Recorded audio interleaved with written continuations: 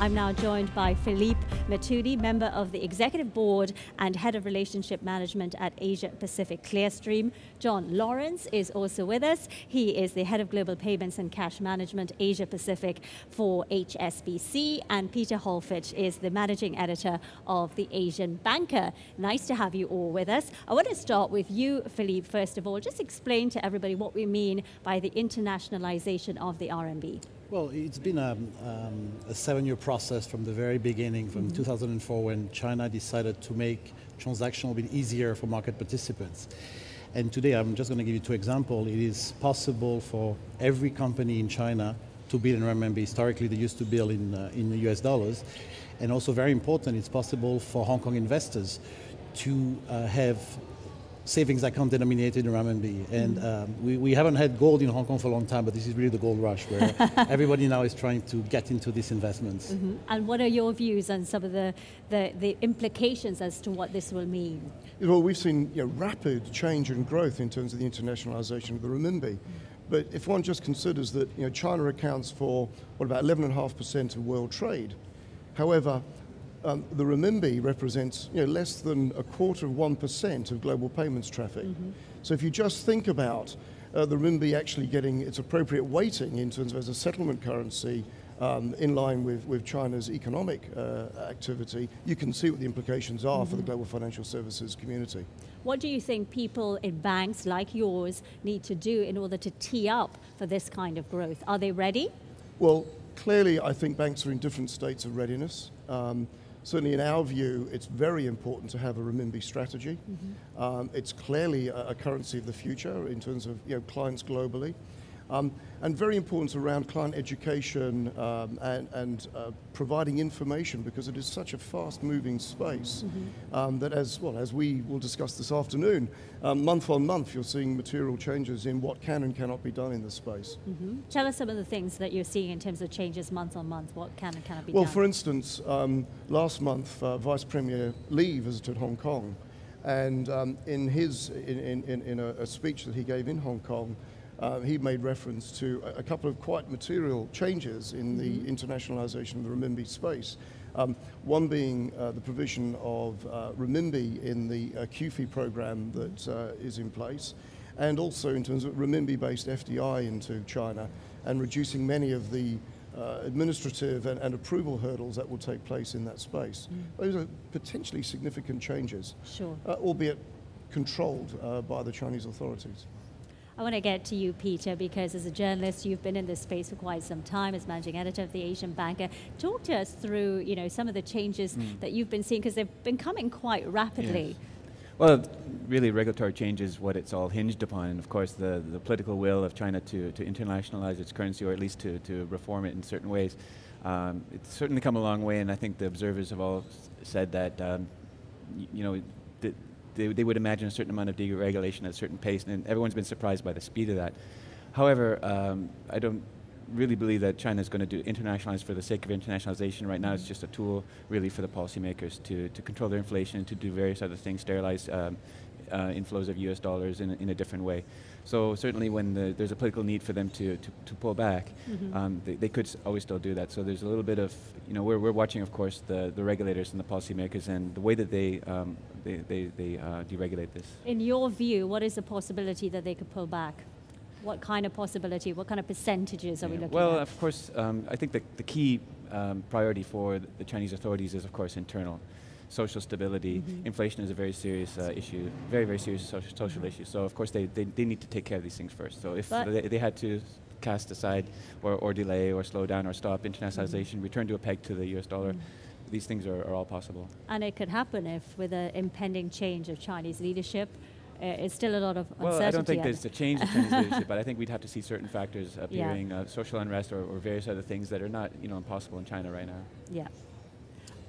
I want to come back to you, because one of the key things that we were talking about is how ready some of these financial institutions are to offer products and services to clients, multinational companies, maybe financial institutions who have to get ready for the internationalization of the RMB. Just take us through what you think are some of the challenges for these players.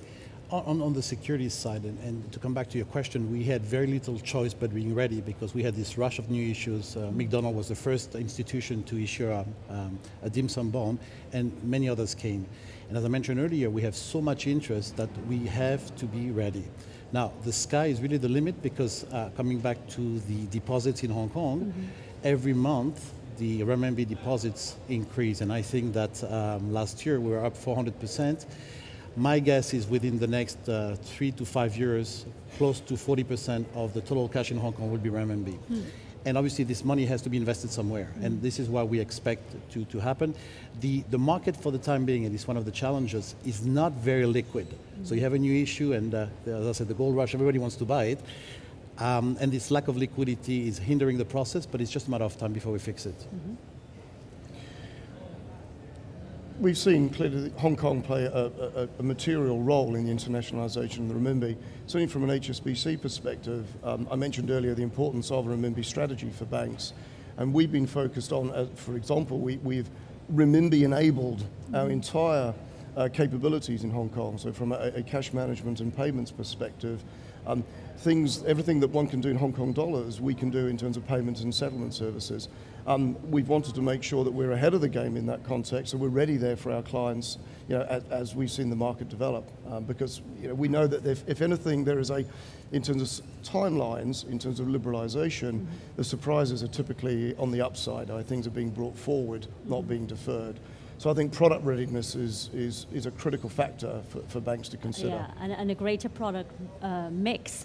What kind of things are you thinking of from an innovative approach? Because you mentioned some of the things that you're doing in Hong Kong dollars, you're now starting to do in RMB, but what about innovative type products and solutions? Yes, well, just redenominating existing product capability into renminbi in of itself, I believe, is innovative. And make it because from a commercial standpoint, this is not high margin business for banks today. So it really does require a strategic commitment on behalf of banks to make that sort of investment. Yep. So I think the provision of renminbi services in of itself is innovative.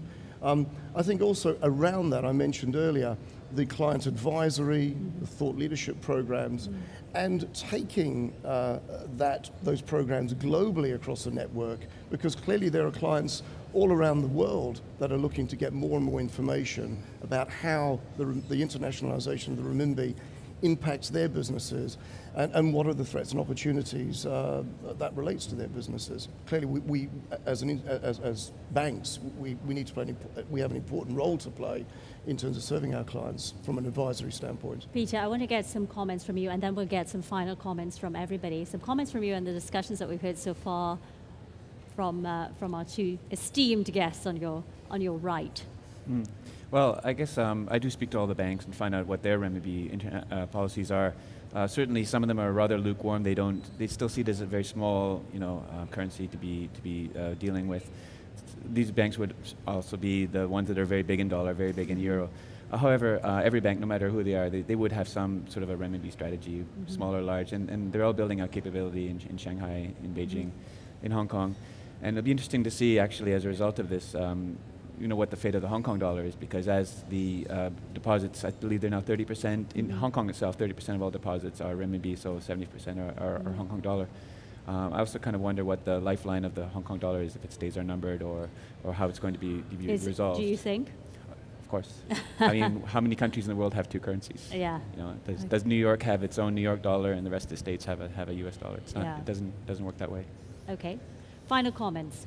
Well, internalizing a currency is not easy. The French tried for many, many years, and they were always successful with the euro. Germany and Japan tried, but they wanted to make sure that the financial market was very strong.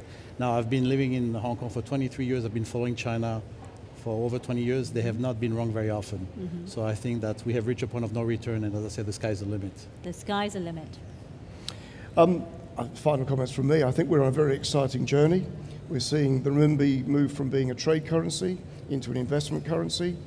Clearly, the next phase along that journey is convertibility at some point down the road. There are varying views as to when that would be. And then beyond that, does the renminbi have a place in the world as a reserve currency? So it's an incredibly exciting time, and it's a good time to be in Hong Kong in that respect. Good time to be in Hong Kong. I would say that for myself, it's when we're talking about renminbi, we're not really talking about if, we're more talking about when. It's a 5,000-year-old civilization, and whether things happen, whether what we're discussing is going to happen over the next 10, 20, 50 years, it's certainly going to happen. So it's just a matter of figuring out when, watching the pace, and being ready for changes when they happen.